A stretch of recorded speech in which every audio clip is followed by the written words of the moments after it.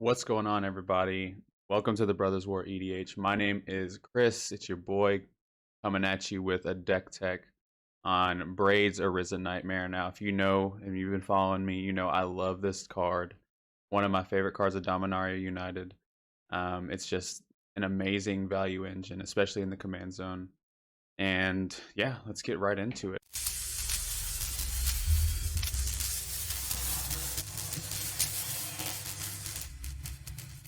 So Braids Arisen Nightmare is a 3 mana 3/3 legendary nightmare, 2 black and a colorless, and it reads: at the beginning of your end step, you may sacrifice an artifact, creature, enchantment, land, or planeswalker, which is basically all the card types, which is interesting.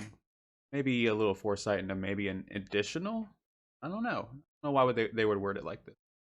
If you do, each opponent may sacrifice a permanent that shares a card type with it. For each opponent who doesn't, that player loses 2 life and you draw a card. Now this counts for each opponent. So you can draw up to 3 cards and have your opponents lose 2 life. So when you look at this card, you notice that there's no real focus for the card. So you have to kind of create your own focus. Notably, this card doesn't win the game on its own. So we have to find ways to build around this card. Generally, my play group is a little more powerful. They win generally around turns 7 to 10, give or take. So I wanted to try to make this deck as powerful as that, kind of that range, because you can draw a lot of cards with Braids, but you're not really winning the game. So we have to be able to close the game out. Some of the strengths Mono Black have are unconditional tutors. You can basically have 3-4 cards that basically say to tutor for a card, search your library for a card, and put it into your hand. And that is very valuable. It makes your deck more consistent, makes your deck more efficient because you're able to get the cards that you need at the time. So the way I chose to build this deck is a discard control, to where we could strip opponents of their resources and be able to get resources with Braid. If I can make them sacrifice cards that they don't have, then I'm able to draw cards. I'm able to break parity over that and hopefully take over the game. So the way we wanted to do this is through combo. So our win condition here includes a couple of them because we are very efficient at drawing cards. Sensei's Divining Top, Aetherflux Reservoir, and Bolas' Citadel is a way to just basically draw your whole deck, ping everybody down. And the way it works is you have these 3 cards, and Bolas' Citadel lets you play cards off the top of your library using life, and every time you cast a spell, you gain a life equal to the number of spells that you cast. And then Sensei's Divining Top is able to draw your card and then put that back on top. So you could basically just draw your whole deck with Sensei's Divining Top, Aetherflux Reservoir, and Bolas' Citadel. Another one of our win conditions include Professor Onyx and Chain of Smog. So this card right here is basically a 2-card combo. You have Professor Onyx, which is whenever you cast or copy an instant or sorcery, each opponent loses 2 life and you gain 2 life. And Chain of Smog reads: target player discards 2 cards from his or her hand. That player may copy the spell and choose new targets for that copy. So what you do is you have Professor Onyx out, you cast Chain of Smog targeting yourself, you discard the cards, you copy the spell, and you keep doing that over and over again. And you can do that infinite amount of times as long as Onyx is on the field and you're able to drain the opponents for infinite life. If you don't have Aetherflux Reservoir, but you have Sensei's Divining Top and Bolas' Citadel, there is a new card that came out in Dominaria United called Childred the Apocalypse. 4/5 Death Touch Legendary Praetor. Whenever you draw a card, you gain 2 life. Whenever an opponent draws a card, they lose 2 life. So if you had this Bolas' Citadel and Sensei's Divining Top, since we have those cards, just another way to be able to draw your deck, because Sensei's Divining Top costs 1 life to pay, but every time you're drawing a card with Sensei's Divining Top, you're gaining 2 life. So you're netting 1 life and you're drawing a card. You can use this to get to your Aetherflux Reservoir and win the game through there. Another one of our win conditions is going to include Altar of the Brood. That reads: whenever another permanent enters the battlefield under your control, each opponent puts the top card of his or her library into his or her graveyard. This, with Chain of Smog, which is one that we read earlier with Professor Onyx, and Sedgemoor Witch, gives you infinite creatures. You can mill your opponents for infinite, Chain of Smog yourself the whole time. If you don't have the Professor Onyx, this is another way to be able to do that. And again, we're running the tutors to be able to efficiently get this as early. possible. So the first thing you want to do is get out fast. Get Braids out as soon as turn 1 and start churning out cards. And this is going to be essential for your game plan. You need to have, especially if you're going to win between turns 6 and 10, you're going to need to have speed. So what we do is we have a lot of the mana rocks here. We have Chrome Mox, we have Jeweled Lotus to get a turn 1. We have Lotus Petal, Mana Crypt, we have Mana Vault, we have Soul Ring, Arcane Signet, Felwar Stone. Jet Medallion is a great ramp piece. Mind Stone and Dark Ritual. We have Cabal Ritual. All these cards are going to be able to get your commander out as soon as turn 1, turn 2. That's generally what you want to do with Braids. Is you want to get her out early because when she gets late, people are going to develop their board with permanents that they're going to be able to sacrifice. So let's talk about our discard package and some of the ways that we can take advantage of that. We have Rotting Rats, which is not only makes everybody discard a card, but is actually also fodder for Braids, which is what we'll talk about a little bit later. Mind Slicer is another great card for Braids. Be able to strip their opponents of all their hands and be able to sacrifice it to maybe draw 3 cards right at the end step is an amazing value, and you should be running it in Braids. Duress, we have Thoughtseize, we have Vicious Rumors, we have Chain of Smog, which can also be a discard. Mind Rake, which makes everybody discard for 2 mana. Arterial Flow, which makes your opponents discard 2 cards. We have Dark Deal that also wheels away and makes everybody discard a card. Delirium Schemes is another way for each player to be able to discard 3 cards. And again, with Braids, we're going to really want to strip them as fast as possible. And these are really efficient ways to do that. Pox, Awaken the Erstwhile, which is another way, like Mind Slicers, to strip their opponent's hands. We have Bottomless Pit, which makes each opponent discard a card at random on their upkeep, which is really good disruption. Necrogen Mist, which basically does the same thing. Oppression, where whenever they cast a spell, they discard a card. This is a nasty discard package. And one of the best ways to take advantage of discard is Waste Not. One of the best discard payoffs you can have.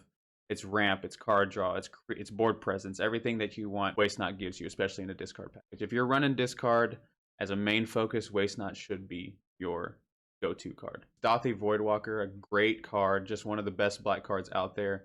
If you're running black, probably should be running Dothy Voidwalker. It's a great way to get card advantage in a way. Tergrid is kind of a backup commander here because of all the discard synergies we have. It just takes advantage so well of being able to sacrifice and everybody discarding their hand. If Braids gets dealt with, it costs too much.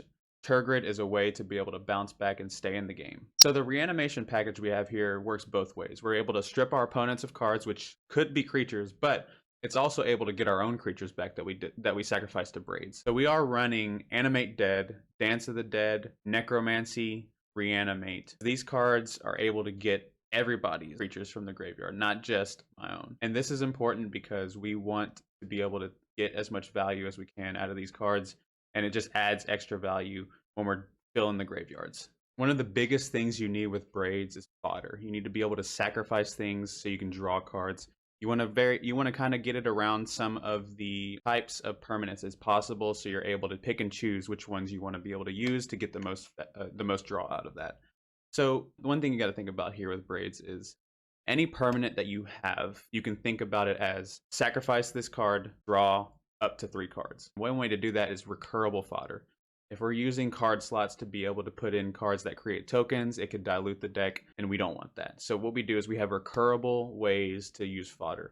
We have Bloodghast, Reassembling Skeleton, Rotting Rats, Bitter Blossom, Jadar, Ghoulcaller of Nephalia, and we have Black Market Connection. These cards are efficient ways to be able to get creatures all the time to be able to sacrifice for free and draw upwards of 3 cards a turn. Kaya's Ghost Form is a 1-mana enchantment that gives your creature the ability to return from the dead, from exile, or dying for only 1 mana. And this is a great card because you can either sacrifice it or you can sacrifice Braids, but being able to sacrifice it makes it where opponents have to sacrifice enchantments, and that is a great way for black to be able to interfere with enchantments, and if not, you draw 3 cards and they lose 2 life. Great value for 1 mana. Blood Fountain is a card, it's a 1-mana artifact that enters the battlefield and creates a blood token.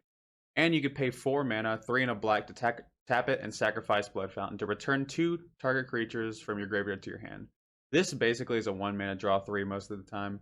You have blood tokens and you have another artifact that you can be able to sacrifice to be able to get 3 cards or upwards to 3 cards out of just 1-mana spell. It's a great value engine in Braids. Now we are running a nice removal package that's very cheap and efficient and able to take care of the things that you need to while also being able to progress your board. Some of those things include Deadly Rollick, Snuff Out, Feed the Swarm, and Infernal Grasp.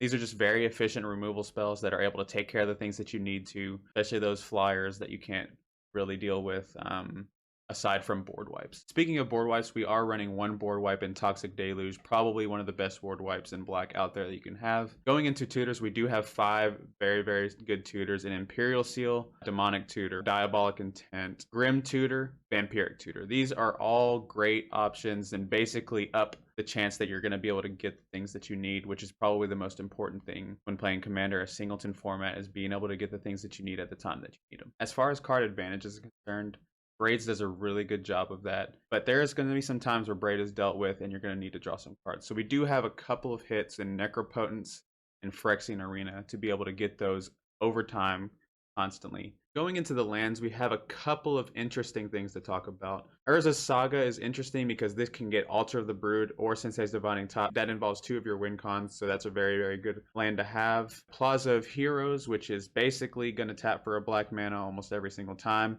and it can protect a piece that you need to. Opportunity cost is very low for this card to fit into any monocolored deck, and I think you should be running it. Cabal Pit is a low opportunity cost land. Snipe a creature if you need it to.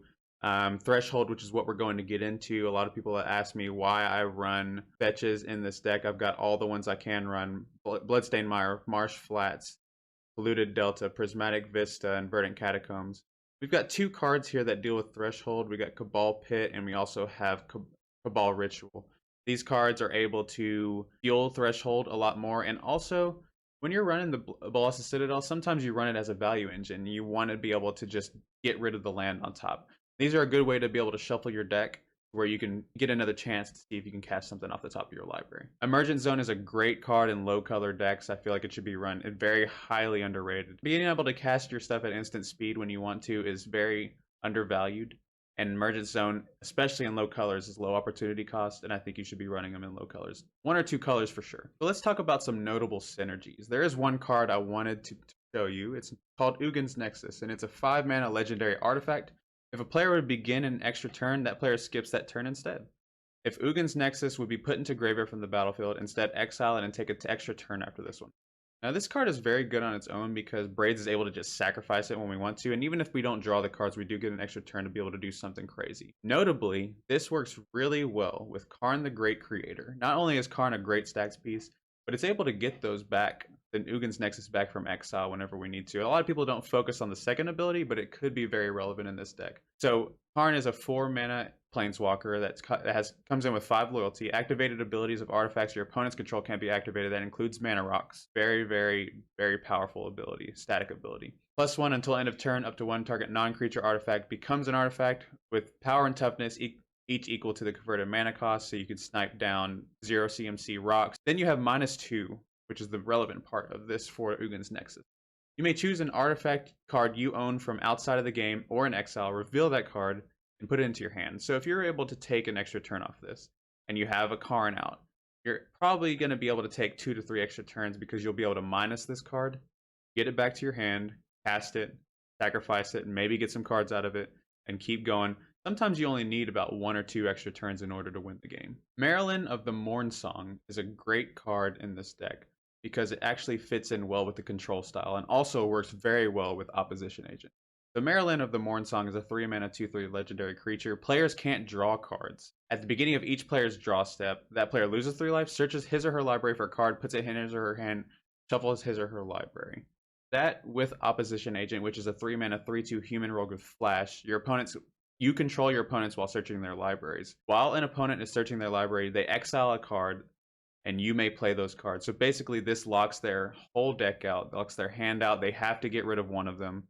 And if they are able to get rid of Opposition Agent, then you can just sacrifice it with Braids and be able to get more value off of that. So this is a really easy inclusion to be able to control the opponents. You control them while you search their libraries, and if you have Marilyn of the Mornsong out, every turn you're basically getting a card from everybody's deck, and you're able to play them.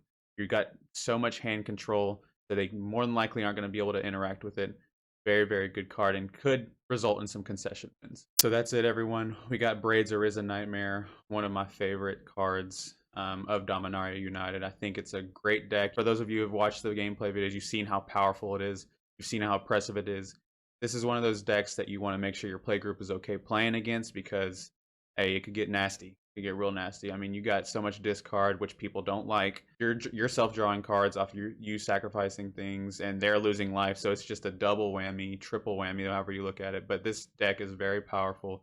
It's very smooth. It's very quick and explosive. If there's any considerations that I missed, make sure you let me know. We can talk about it, and yeah, I think that that about wraps it up for here. I hope you enjoyed everything. Thanks for watching. Peace.